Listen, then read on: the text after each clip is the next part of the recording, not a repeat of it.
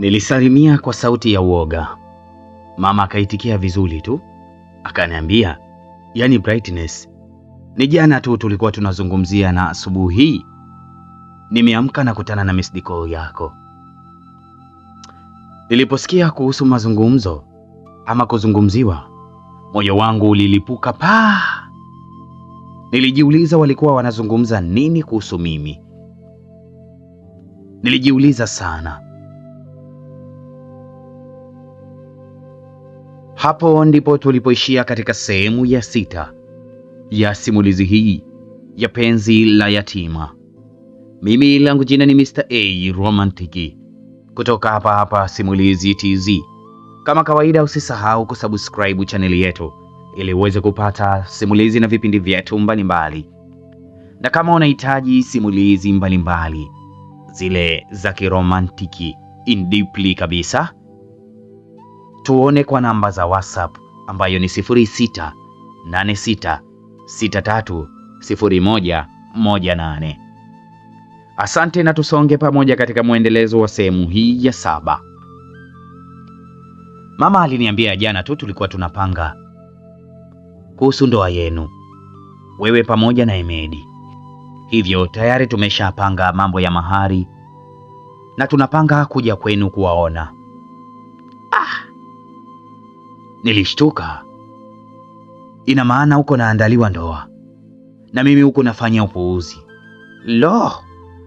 Sasa wakija nyumbani na mimi sipo itakuwaje?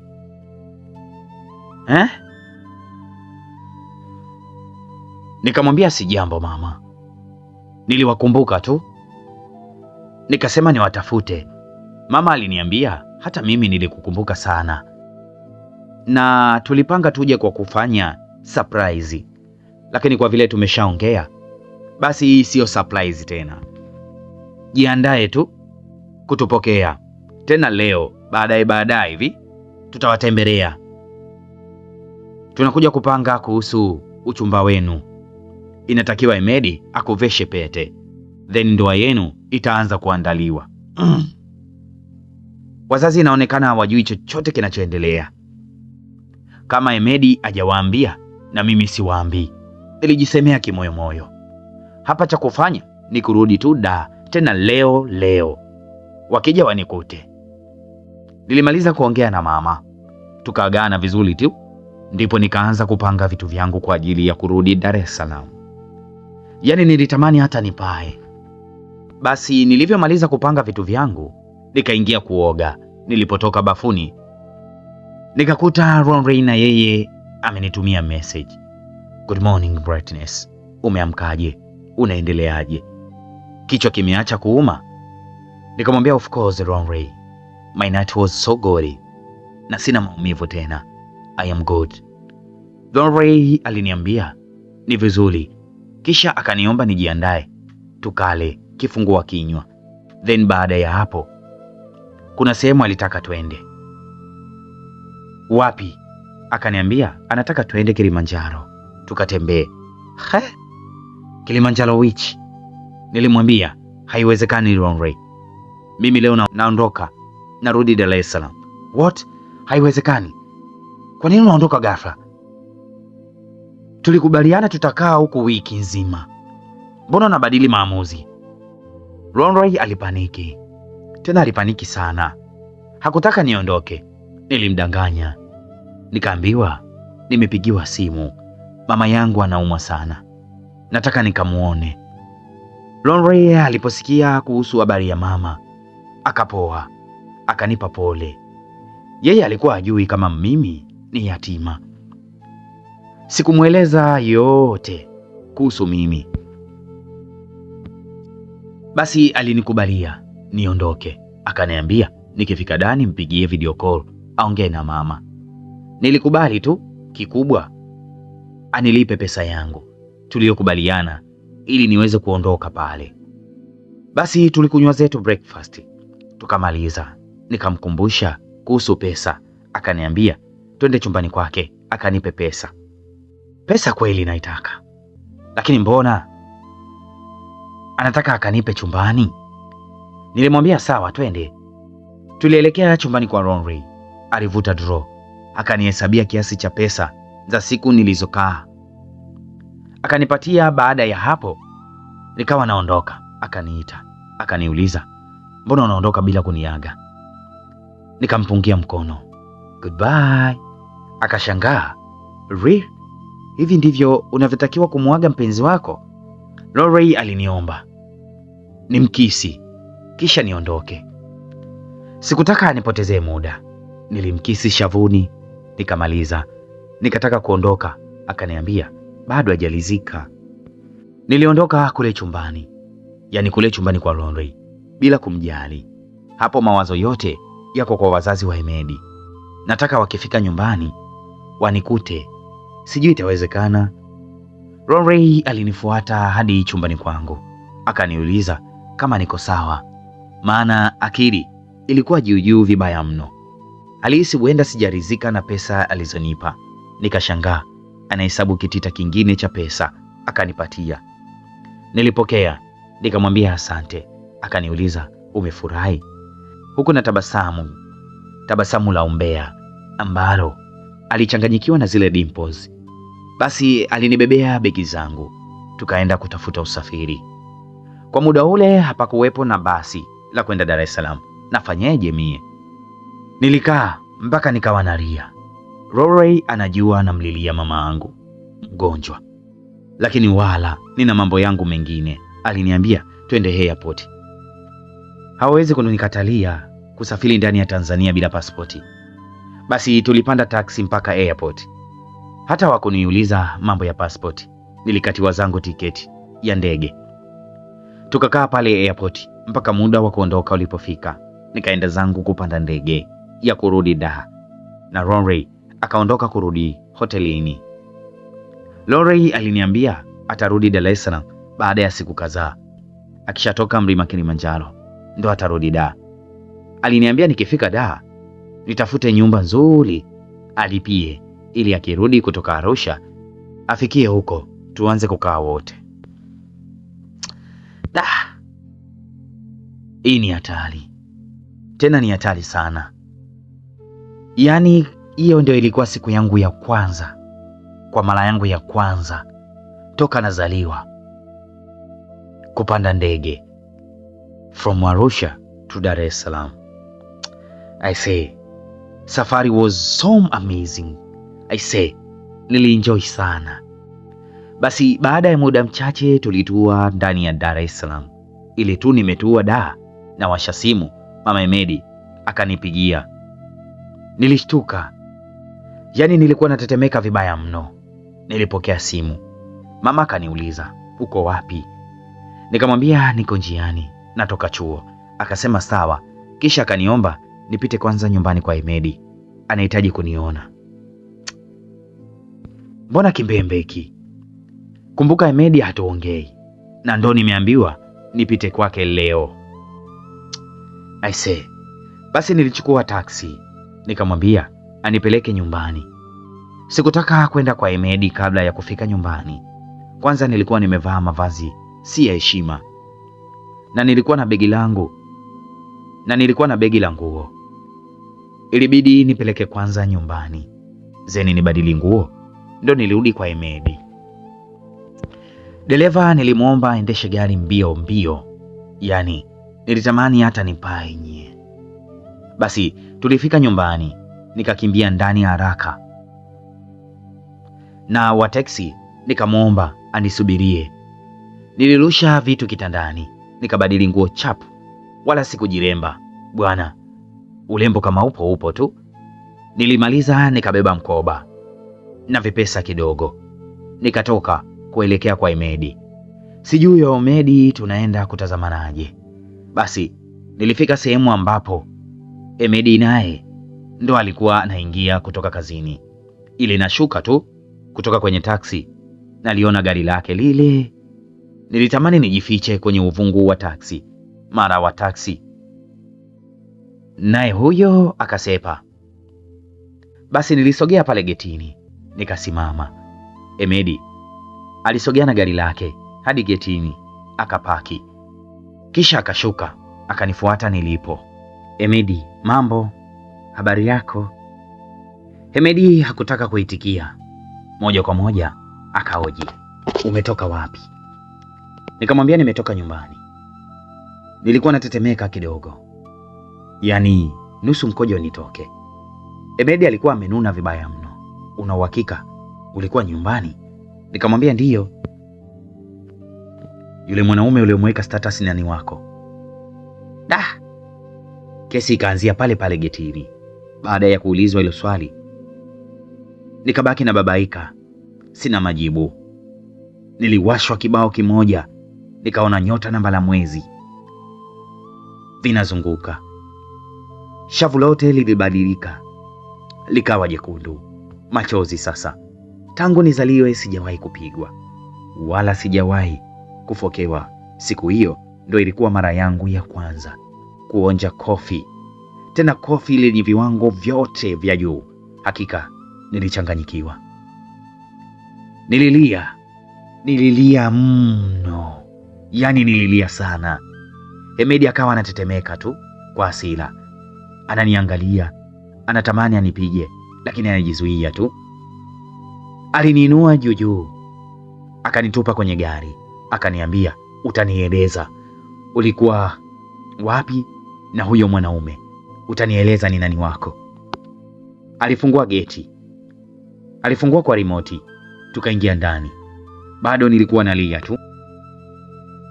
Basi kabla hatujashuka, akaniamuru nifute machozi yangu kwanza. Kila nikiyafuta ndo yanamwagika, tena yanamwagika mengi. Ilifikia hatua akanionea huruma, akanikumbatia, alafu akaniuliza, kwa nini unaniuzi? Kwa nini unaniuzi Brightness?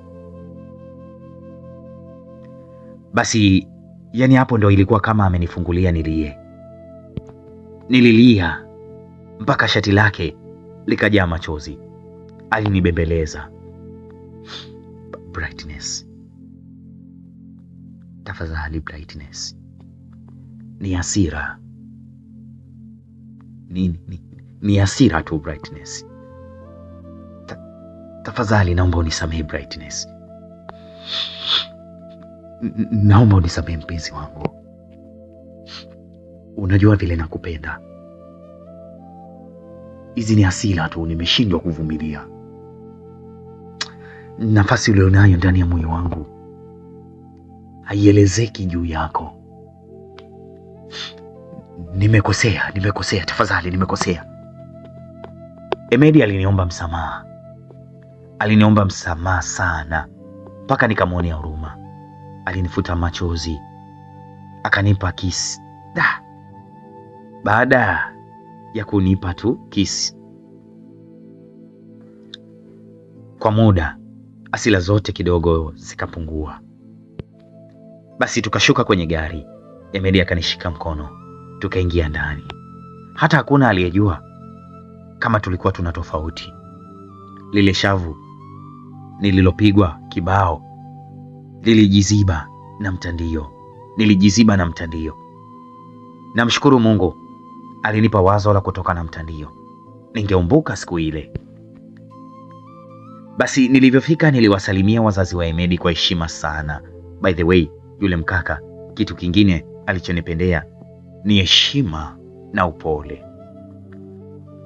Basi wazazi walifurahi sana kutuona pamoja.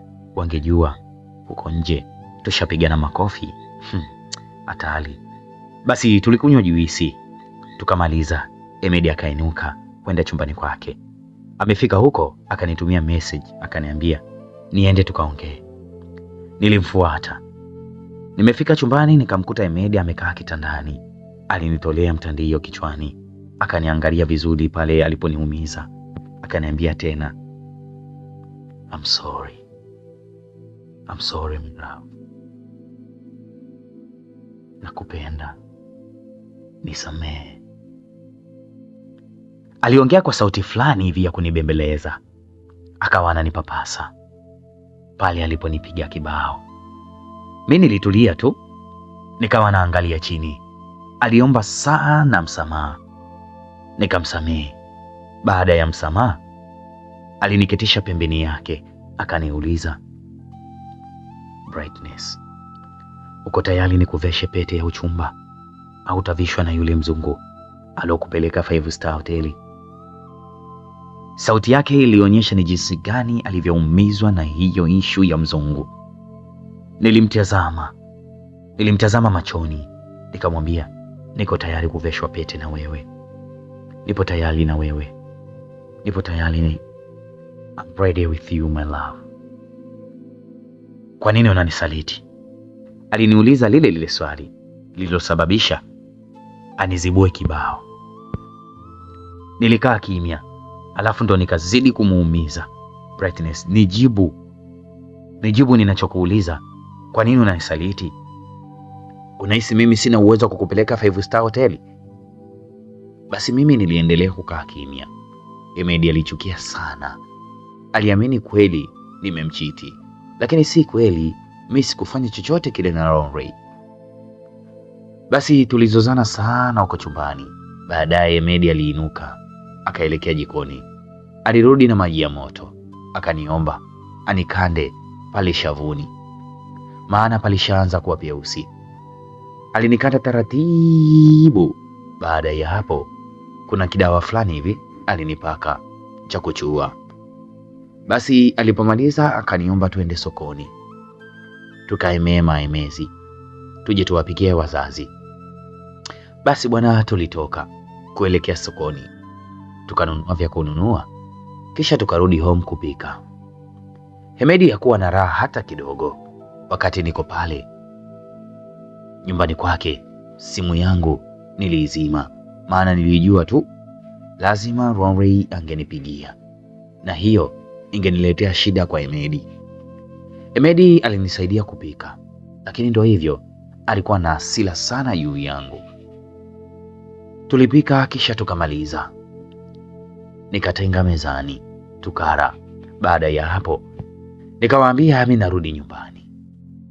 Nilikata jicho na huyo Emedi, nikatulia tuli kama maji ya mtungi. Mama yake aliniomba nilale pale kwa usiku huo ili tupange kuhusu engagement yetu. Basi nilisema sawa. Wazazi wa Emedi waliniomba kama nina familia ambayo naweza kuwaomba wanisimamie kwenye shughuli, niwaambie ili wao washirikiane na hiyo familia, wapange kuhusu engagement na ndoa yangu mimi na Emedi. Niliwaomba wanipe muda, nikaongea na majirani wa pale tunapokaa, tuone kama atajitokeza mmoja wa kusimamia. Basi wazazi wa Emedi walinielewa, wakaniambia pia kama niko tayari kwenda kuwatafuta ndugu upande wa baba au upande wa mama, wao watanisapoti kwa kila kitu. Kikubwa tu apatikane hata ndugu mmoja wa kulisimamia jambo langu. Basi niliwaza sana kuwatafuta ndugu wa upande wa baba, lakini ni kipindi kirefu sana kimepita tangu wazazi wetu wafariki, na hao ndugu hawajawahi hata kututafuta wala kutukumbuka kwa chochote kile. Ndugu wa mama ndo kabisa, acha tu nikawashirikishe majirani. Hawa ndio wametukuza. Siku tulizokosa chakula, wao walitupatia. Kuna siku tulizoumwa hatuna pesa ya dawa, wao walitupatia majirani. Wao walitupatia. Hivyo majirani ndio walezi waliotubeba kwa miaka mingi sana. Uyatima hakika ni kitu kibaya sana ndugu zangu. Kila linapojitokeza jambo la kuwahusu wazazi wangu, huwa ninaanza kulia upya. Wazazi wa Emedi walinifariji pale. Kisha baadaye muda wa kupumzika ukawa umeshafika. Emedi aliwaonyesha wazazi chumba chao cha kwenda kupumzika. Walituaga pale, then wao wakaenda kulala. Mimi na Emedi tulibaki sebleni. Emedi aliniomba tuende chumbani kwake. Alinibeba kwa lazima mpaka chumbani. Alifunga mlango na komeo. Nikaogopa, mbona naweka komeo? Kwani unataka kufanya nini? Emedi hakuwa na maneno mengi. Alipiga hatua, akanikamata tena vizuri tu, akaanza kunipapasa, akaanza kunivuta kwa ukaribu. Kila nikijaribu kujitoa kwake nilishindwa. kwani naweza nikasema nilikunjwa kiasi kwamba uwezo wa kuchomoka mikononi mwake haukuwepo. Basi tuliendelea. Emedi akaanza kupunguza vitu mwilini mwangu,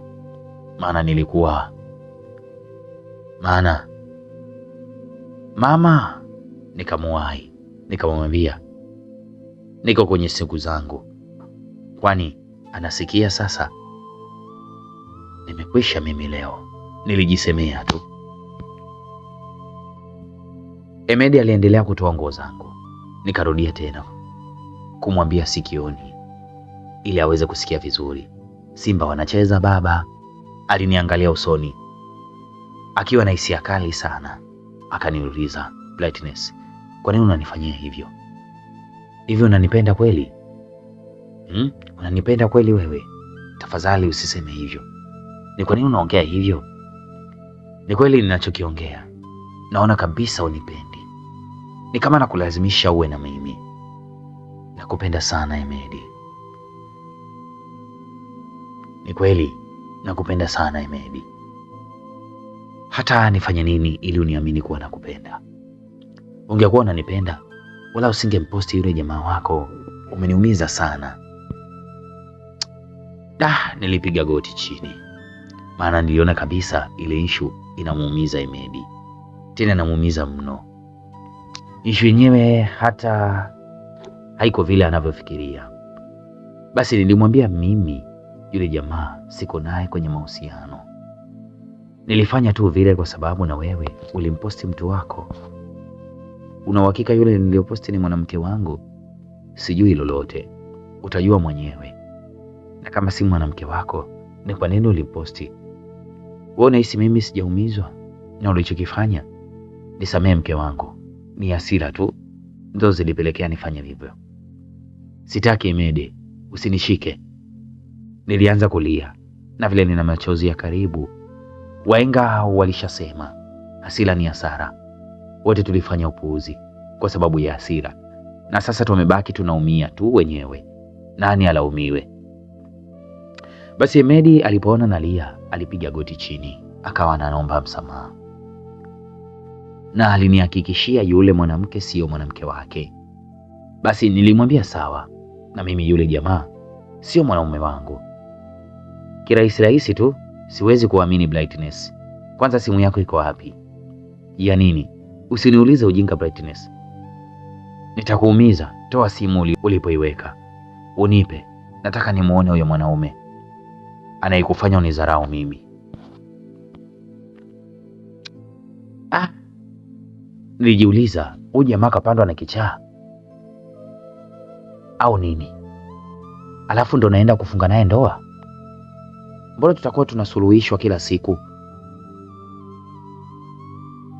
Yaani kila tukielekea kuweka mambo sawa, tulale, analianzisha upya jambo lile lile. Basi kumpa simu haikuwa rahisi, maana teksi za Rory nilikuwa sijazifuta, na nilihofia ile simu ikiwashwa lazima zingie message zingine kutoka kwa Rory. Na kwa jinsi nilivyomuona Emedi ana wivu kupitiliza na ana hasira sana, akiwasha simu atanimaliza. Niling'ang'ania kimkoba changu chenye simu, sitaki kukiachia. Nilinaswa mubao mmoja, mkoba ukaangukia huko, mimi kule. Emedi, kwa nini unanipiga? Nilianza kushauti, nalia, sielewi. Hasira zishanipanda. Kama ni makosa tumefanya wote, mbona mimi sijampiga? Yeye kwa nini anipige? Wazazi walisikia zile kelele, wakaamka, walikuja kutugongea pale chumbani kwetu. Emedi, nini kinaendelea? Walianza kuoji kabla hata mlango haujafunguliwa. Basi nilizidisha kilio, mama, nisaidie na kufa. Wakawa wananiambia nifungue mlango. Nafunguaje? Emedi yuko hapo, hataki hata nipige hatua. Wazazi walizidi kuvuta mlango ili uweze kufunguliwa. Emedi akawaomba wakalale hata nipiga tena. Mzee alichukia sana, akaanza kumfokea Emedi na kumwamuru afungue mlango Emedi alivaa akafungua. Mzee alichukia sana. Baba yake alimpiga mkofi huo hatari. Emedi akawahi kuomba msamaha. Baba, nisamee, Brightness ana mauzi sana. Mauzi yapi hadi umpige mtoto wa watu? Hizi tabia zimetoka wapi? Nani kakupa ruksa kumpiga? Emedi aliojiwa. Tena aliojiwa maswali mfululizo.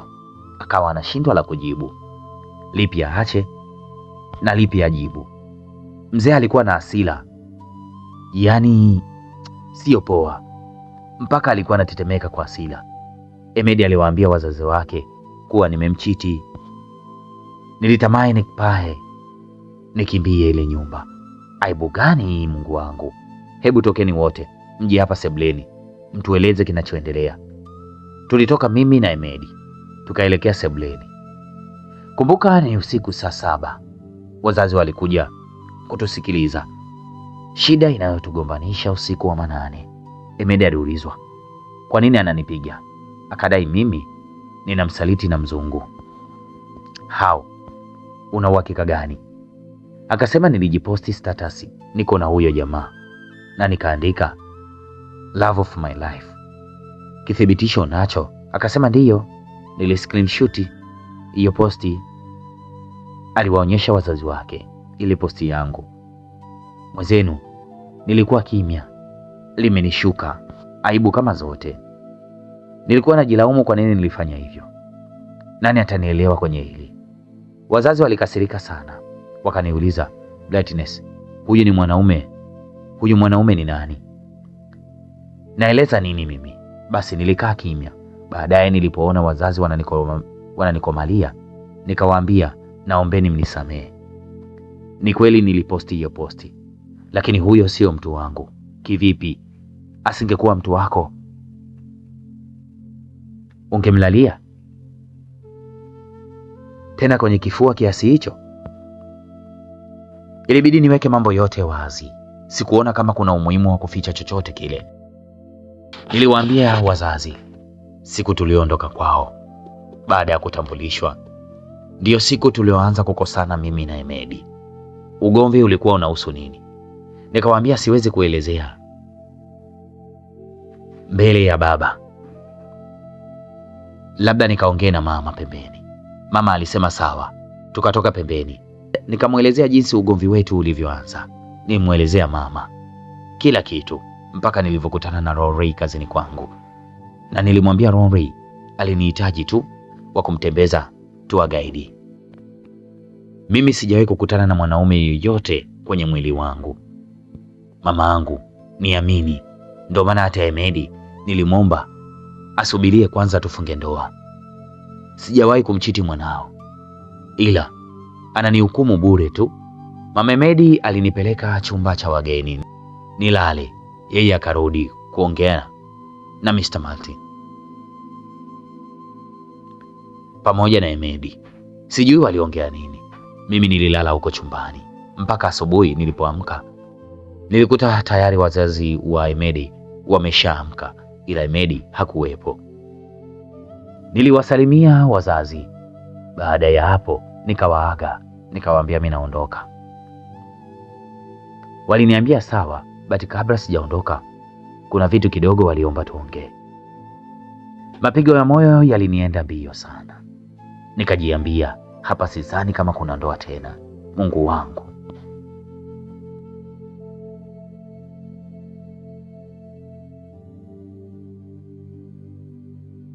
Hii ni sehemu ya 7 ya simulizi hii nzuri. Simulizi inayokwenda kwa jina la Penzi la Yatima. Nini kitaendelea katika sehemu ya 8? Hii ni Simulizi TZ. Mimi langu jina ni Mr. A Romantic. Kutoka hapa Simulizi TZ.